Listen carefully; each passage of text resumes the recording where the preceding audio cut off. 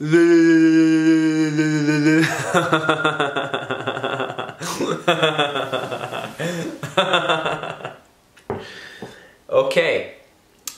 so how do you become fearless in life? And is it possible to be fearless in life? Is it possible, first of all? I mean, it is possible, but let me ask you a question. If there was a hungry lion right here, uncaged and hungry, starving, and the lion is looking at you like, damn girl, you look sexy. Damn boy, you look cute. How about I chop your head off with my claws and my jaw? Because I'd like to eat you because I'm hungry, I'm starving. Now, would you be scared then? Would you be afraid? I would be. I would be scared shitless, and probably you would be too. But it is possible to actually exhibit zero fear in that situation, even as you are being eaten, as your head is being chopped off by a lion. It is possible, albeit very, very difficult. And I'm going to start off the video. Well, I started off with making silly faces, and I told you you're gonna have to get used to it. But I'm going to start off the argument. I'm gonna lay out the case here by a story that happened to me. I was meditating, I was looking at a candle flame. I was just staring at a candle flame as if there's nothing else in my life worth doing but staring at a candle flame. And I kept staring and staring. 20 minutes went by, 30 minutes went by. I think I had a timer for an hour. Somewhere in the middle of it, of this. Me staring at a candle flame, staring at a candle flame, staring at a candle flame. I had to stop staring. I had to stop staring and I had to close my eyes. I was getting in a very weird, altered state of consciousness. And I started to leave my body spontaneously. I began to leave my body. And I saw all the things that are holding me here. And I was old. I was old. I had like a beard and I was just old. And I was on my deathbed. And my son was by my deathbed. Now, I don't know. We'll have to find out if that's going to be the case. Either way, if it could be just simply me imagining myself, whatever. Okay? And I saw, my son there. No, I don't have a son. Okay? Just putting it out there.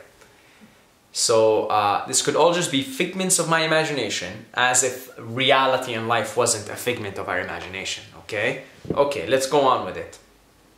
So, and I saw every attachment that is keeping me there. I saw my friends. I saw my my illustrious YouTube career, because in my mind, as I grow older and as I start to have gray hair, I'll probably be some kind of a teacher somewhere and probably have a big significant amount of people following up the teachings. That's probably the way it's gonna turn out. So I saw all of this. I saw all of this, and I was telling everything and everybody, and telling my son, and just telling everybody, hey, just leave me alone. It's okay. I'm going to Bliss. Bye bye. See you later. And I kept wanting to leave my body. I had to close my eyes. It was spontaneous. I kept wanting to leave my body. I stopped looking at the candle flame and I kept wanting to leave my body. And I left it all behind. I left the social fame. I left my son. I left all the relationships that I have with people, and I just sort of realized that all of this is like a dream anyway, and I'm ready to leave it. And I was feeling really good.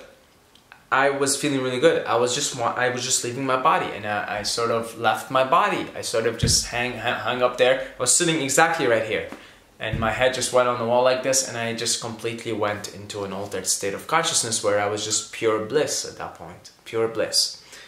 And I did not hesitate so much to leave my body. I was just like, peace out. I did not hesitate so much to leave this plane of consciousness, this plane of existence. And I started to cry. I started to cry. And I was sitting there, I was crying. I had tears in my eyes. And I just, after a little while, went into a state of bliss, a state of just being. And I realized right there and then that if I am not afraid of, if I am not clinging on to life, if I am not holding on to life, if I am not attached to life in this plane of existence, if I'm not so attached to this radio station, to this TV channel, to this particular cuff of reality, then I am not afraid of death. Because I am not afraid of picking up the remote and changing channels. Okay?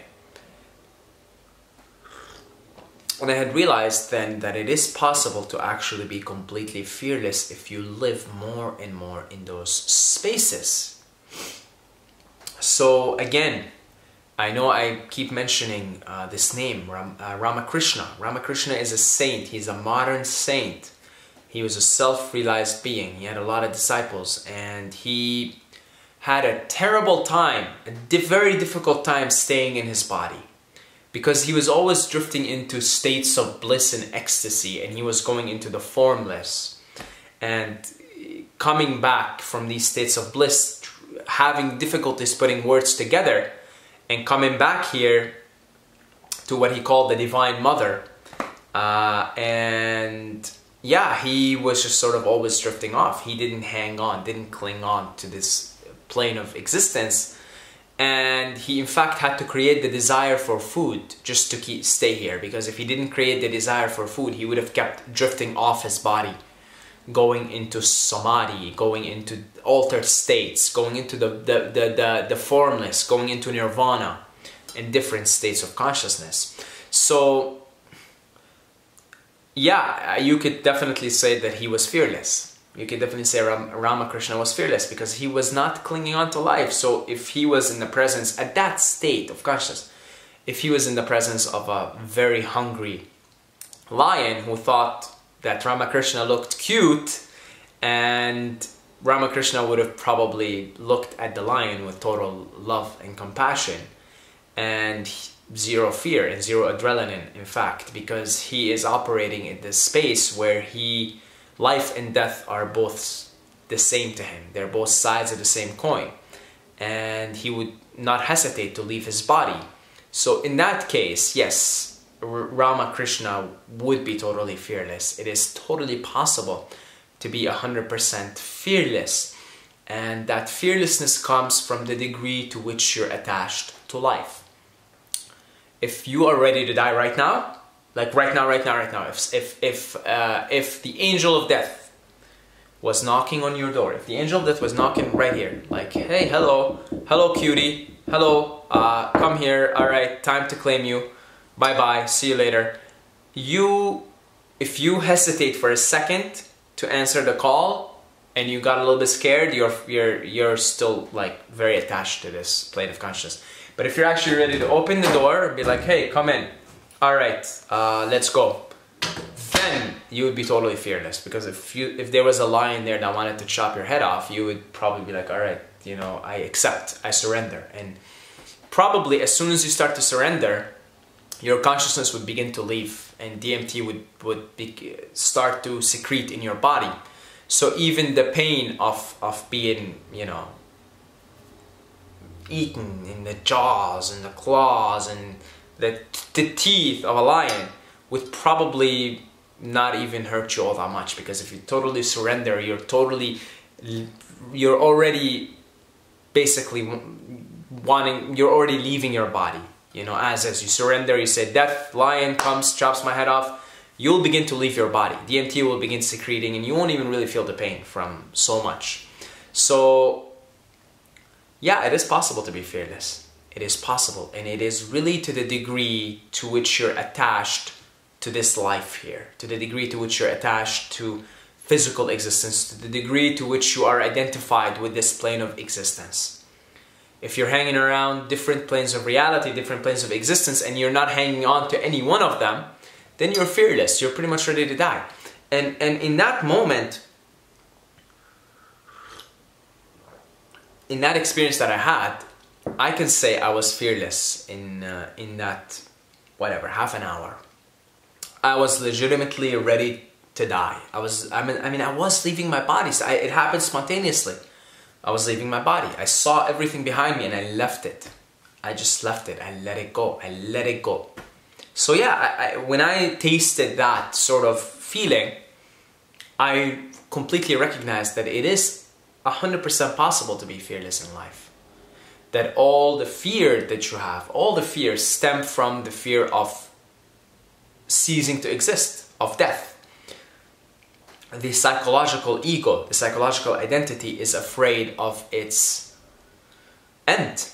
And same with the physical body. In everything you do, all these survival mechanisms and instincts that you have, and the reproduction mechanism and all of it, the fear and the wanting to be secure and the power, the constant struggle for power, all of that stems from the fear of death, the fear of end, that there is an end to my existence. And that is true. There is an end to your psychological identity, your psychological existence. There is an end to your physical existence. That is 100% inevitable. That is 100% true. And yeah, the more you know who you are, really, the deeper part of you, the Brahman, the Atman, the formless, the unchanging essence, the less you become identified with the nature package that is your physical body, that is your psychological identity, then you neither cling to life nor death. You recognize them as two parts of the same coin, and you see death as transformation of energy, as changing the TV channel from one channel to another. Then you will truly become fearless. And you can always sort of sense how much fear equals attachment. To the degree in which you are fearful and you're feeling like you're afraid of whatever, anything really, anything. If you're afraid, if you're someone with a lot of fears in your life, you've got a lot of attachments to this plane of consciousness, to this plane of reality. And the less fears you have, the less attachments you have. If you have zero attachments to this world, meaning and zero attachments doesn't mean I renounce this world. It doesn't mean I hate. You could be in love with this world. Like Ramakrishna.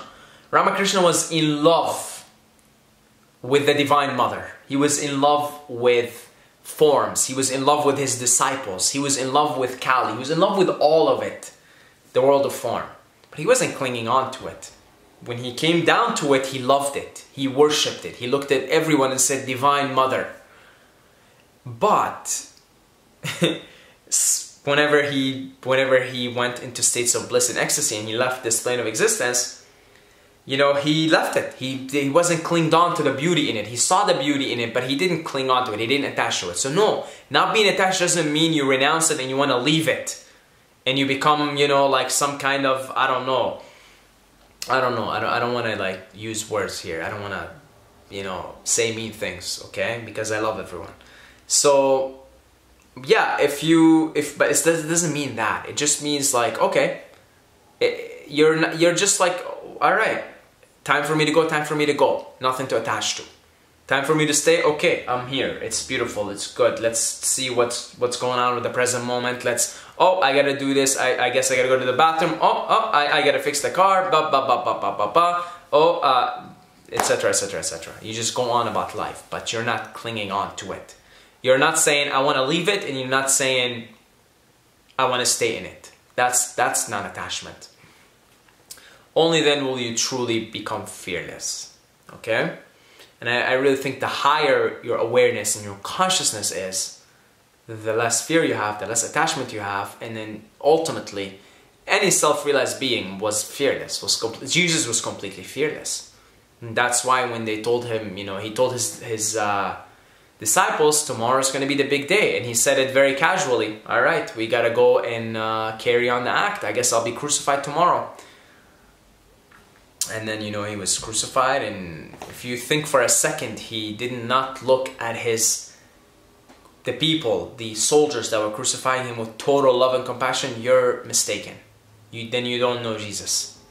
Okay? Jesus was totally fearless the whole way. The whole way. The whole way. Same with Buddha. Same with all these self-realized beings. They were totally fearless. They did not care for life. They did not care for death.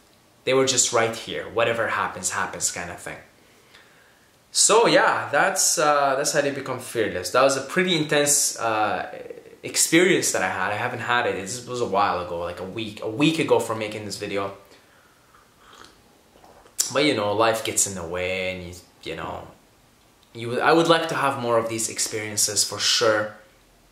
And yeah, I probably will. Just it was a nice experience. It happened very spontaneously. There's something about looking at a candle flame, just staring at a candle flame, that starts to stir up some things in you. So try it out. Try it out. That's all I'm saying. Okay? If you're really interested in this stuff and you would like to learn more, I wrote a report called The 7 Pillars of Enlightenment.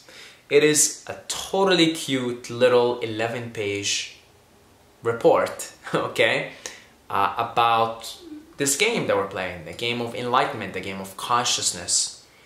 And if you're interested, you can download it for free. I will leave a link for it in the description and in the comments as well. That's about it, guys, and I love you, and in the presence of love, there's no fear. Love is all-pervading, all omnipresent. It is everywhere. In the presence of love, you're not afraid. There's no more fear. And as always, until next time, may the force be with you.